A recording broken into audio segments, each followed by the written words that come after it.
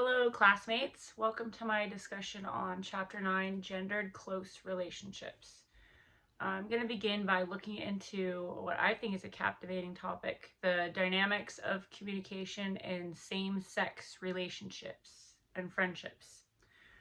So the first question, reflect on a non-romantic, close, same-sex friendship in your life. In what ways does your friendship match or deviate patterns of friendship as described in our book? So specifically, I explored the general patterns and similarities and differences between masculine and feminine communication styles and the impacts on our relationships. Examining the patterns of communication within same-sex friendships, it's important that we consider that they vary widely. Like, they're shaped by our individual personalities and cultures that we've been influenced by, and a lot of current data and research identifies many common and general tendencies.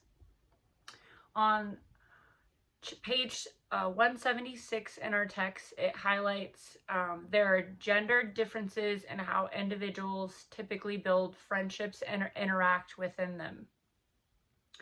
In masculine communication, there's a focus often on problem solving and giving advice, and conversations tend to primarily be about shared activities or interests, with a strong emphasis on lighthearted friendship, team building, and usually there's an unspoken undertone of emotional restraint. So this can promote discussions that might avoid personal or vulnerable topics. Contrastingly, feminine communication tends to prioritize emotional expression, relating, and empathy. Women are more likely to go deep into individual experiences, feelings, and relationships. The main emphasis being on nurturing, maintaining connections, and offering support. I found it very interesting on page 176 of our text spotlights the research of Paul Wright, who noted that women tend to engage in face-to-face interaction where men generally interact side by side. This has definitely been true in my life and experiences, but we should keep in mind that this is on a spectrum. Now that we've studied and we understand that people have a mix of communication styles, regardless of gender.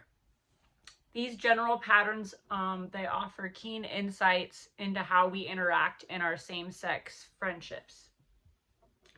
So the impact of similarities and differences, what impact do these similarities and differences in communication styles have in our friendships? So in our friendships, we expect trust, honesty, and respect. Friendships are important relationships in most people's lives, regardless of their gender. In masculine friendships, there's a tendency to offer practical solutions rather than emotional validation. This could lead to misunderstandings of not feeling heard. Like, if we were to imagine a friend going through a difficult time, looking for comfort, a masculine communicator might automatically give advice to try to fix a problem, while a feminine communication style could prioritize giving emotional support or validation.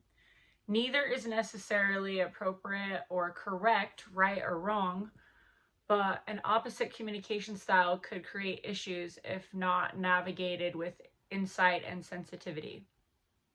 These differences can also enrich our friendships by offering diverse perspectives and different skill sets.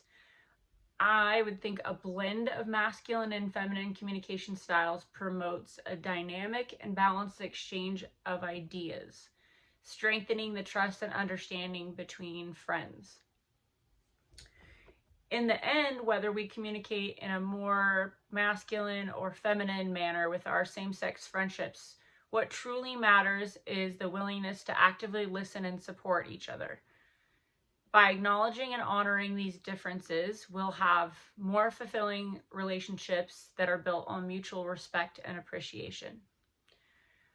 The second question I chose to explore was, describe the division of labor in a typical heterosexual household. Why does the division exist in this form? Do you think it's possible for the division of labor in the home to be exactly equal? Why or why not? Starting by examining the division of labor within most heterosexual households, traditionally this division has been often gendered, with women taking on most of their domestic responsibilities, such as cleaning, cooking, and childcare. Men generally are focusing on tasks outside the home, such as outside work, home and car repairs, and career and financial management.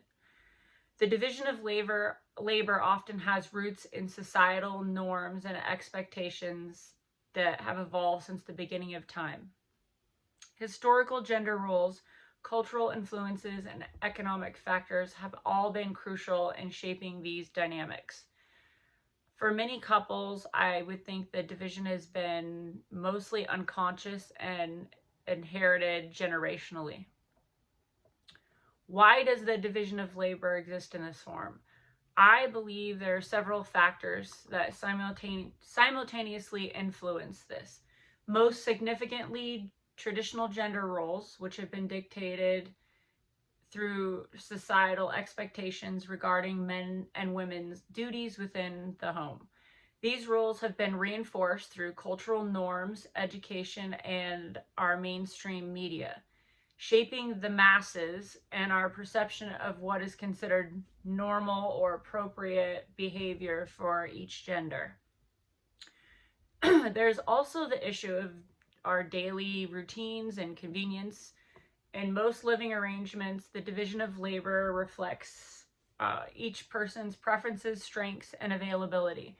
For example, in my household, if one partner works longer hours outside the home, then the other may take on more household responsibilities to help to balance the workload. So in this way, it's a fluid state at times.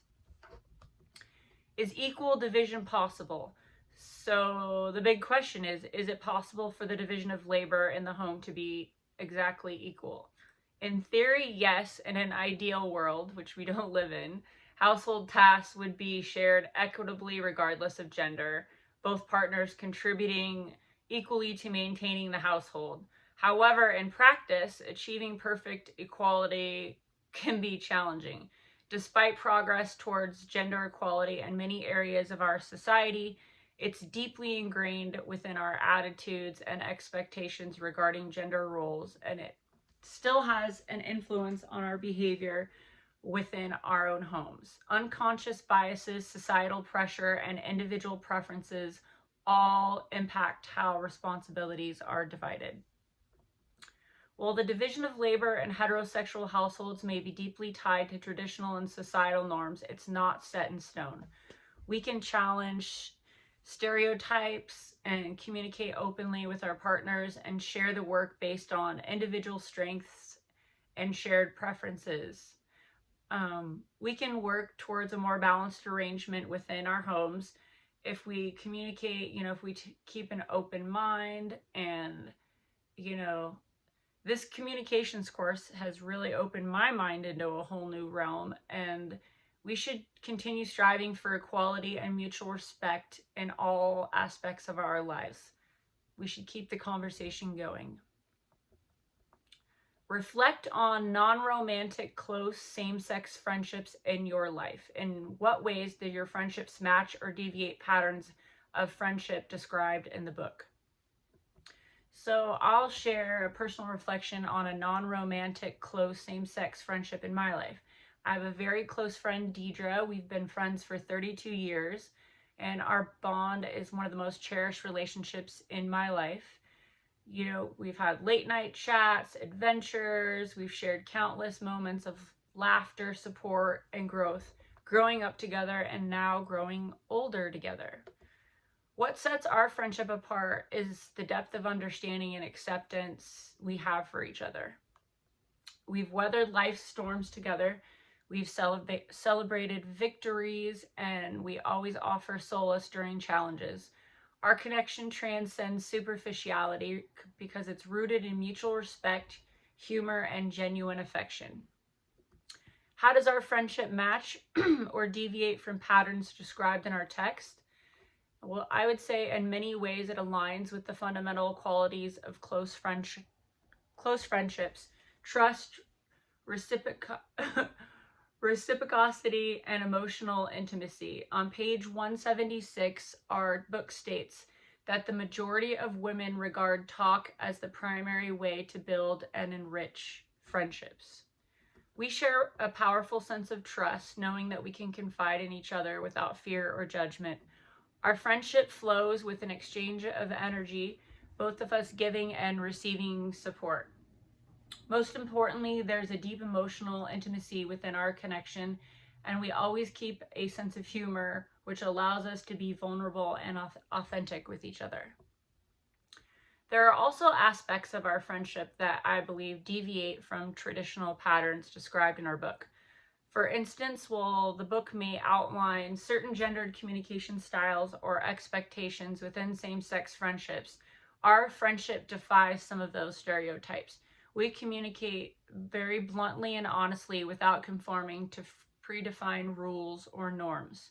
What makes our friendship special is its ability to transcend labels and categories. It's not about fitting into predefined molds or conforming to societal expectations. Instead, for us, it's about embracing each other as individuals, celebrating our differences, and growing together along the way.